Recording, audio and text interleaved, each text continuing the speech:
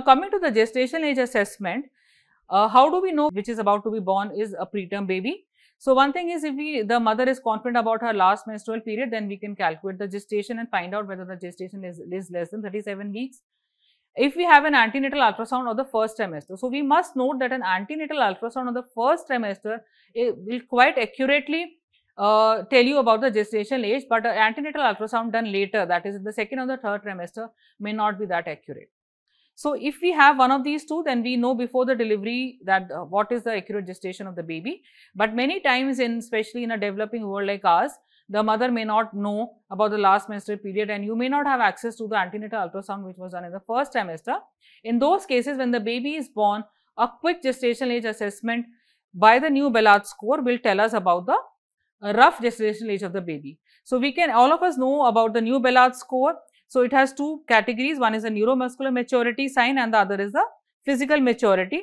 And we look at the different neuromuscular maturity signs and the different physical maturity signs, grade them, give them scores, and then calculate the total score, and then ultimately find out what is the rough or the approximate gestational age of this baby.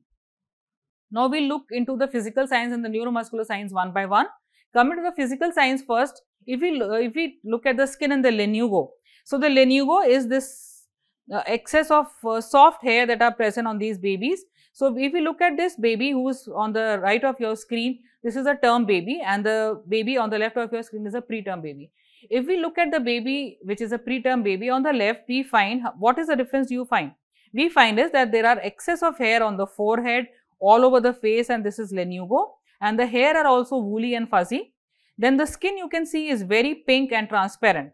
What do we see in baby which is on the right side? It's a term baby. So you find there is no lanugo, there is no hair which is present on the face. It is practically a bald skin over here. And then what we see is that the skin is also doesn't appear that pink and that transparent. So that is what is the difference in the skin and lanugo. Coming to the plantar surface, if you look at this baby which is a term baby, look at the creases. The deep creases we need to look at, not the superficial creases. So when we look at the whole of the plantar surface, we see so many deep creases which are present in the, right from here to the heel. But when we look at this baby, the plantar surface of a preterm baby, we find that we have some deep creases over here, but then beyond that towards the heel, there are just superficial creases and no deep creases which are present.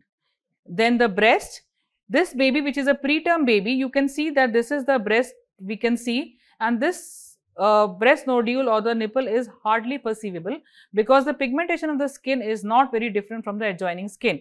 But when we come to this baby, we find that the breast is easily perceivable, it is hyperpigmented, and therefore this is the breast of a term baby. We can palpate the breast nodule and find how big is the breast nodule. So a term baby will have a breast nodule which is around 0.5 centimeters, whereas in this baby you will not be able to palpate anything at all.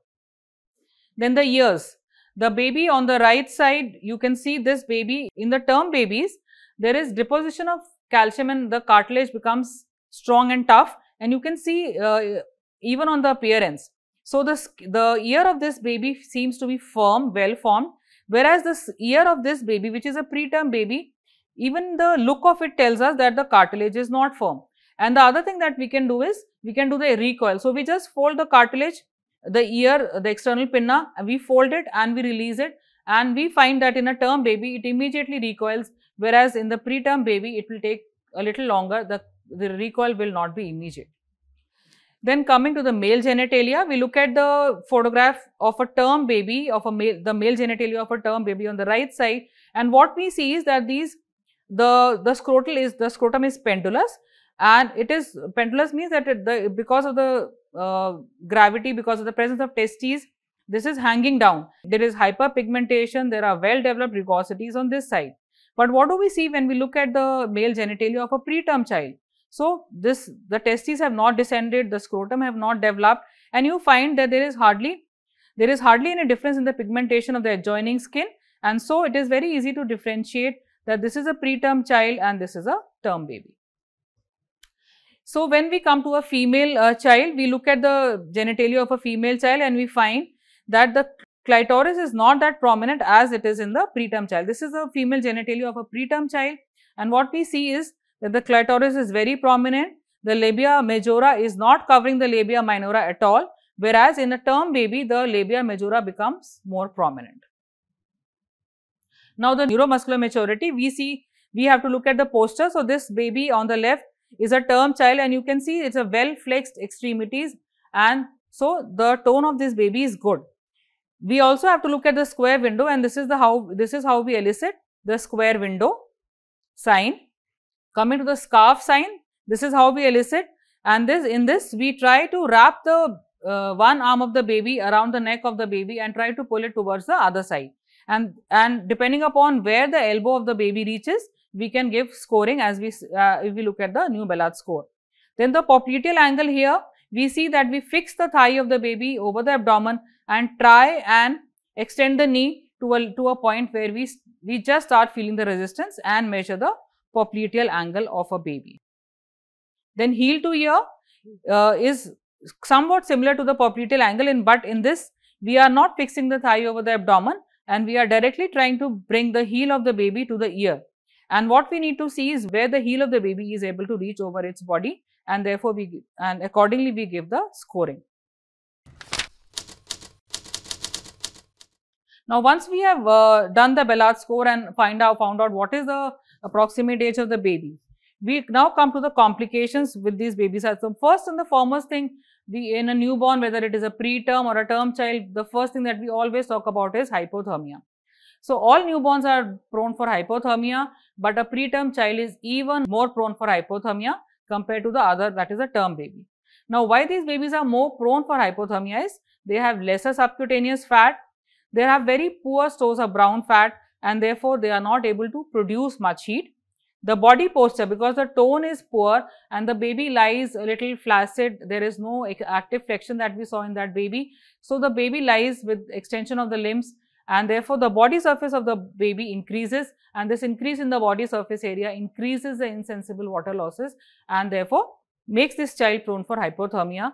Then we saw that the skin was very transparent and pink. So, the baby's skin is also not properly mature, and therefore there is loss of water through the skin also, because the skin is extremely permeable. Then there is higher surface area compared to the weight of the baby, and because of various reasons, sometimes these babies, we are unable to give them good amount of calories right from the beginning, and therefore when the energy is not there, the heat production gets compromised and these babies get hypothermic. Now, when we look at why are we so much worried about hypothermia is, if we look at this study, you will see that this column shows us the admission axillary body temperature of the baby, and this is the mortality of the baby. So, we see as the admission temperatures decrease, we find that the percentage of babies who die also increase. So, a baby whose admission temperature was less than 33 degrees centigrade, almost 63% of the babies died in this study. So, if the baby's temperature was 36.5 to 37.5, which is the ideal body temperature, the mortality was only 19%. But as the admission body temperature decreases, what we see is that the mortality increases exponentially. So, even if there are no other complications, if hypothermia alone is a complication in this baby, we can see how much significantly it contributes to neonatal mortality. So, now we have understood what is the importance of hypothermia, so we can do something to prevent it. So, as we discussed in the delivery room management, similarly the temperature of the NICU should also be maintained between 26 to 30 degrees centigrade. Use of plastic wrap immediately after birth, as we discussed in the delivery room. Then the nutritional demands of the baby has to be met. So, we should avoid giving plain IV fluids, plain dextrose to this child, and try and start early enteral feeds. So, this early enteral feed will prevent the development of hypothermia, because it will give adequate and whatever the nutritional requirement of the baby is to the baby, and will help the baby in maintaining its temperature. Then kangaroo mother care, we will be discussing in detail how it prevents hypothermia. Then the second most common in these babies is the immunologic immaturity that these babies have. So, they have an extremely immature immune system. There is reduced innate as well as adaptive immunity. They have smaller pools of monocyte and neutrophils, and these monocytes and neutrophils are also not that mature to fight infection. there is lower production of cytokines, there is reduced activation of T cells, and there is reduced ability of these babies to fight bacteria and viruses. And therefore, these babies are very, very prone to develop sepsis. So, we have to absolutely be extremely careful to maintain strict asepsis to prevent sepsis in these babies.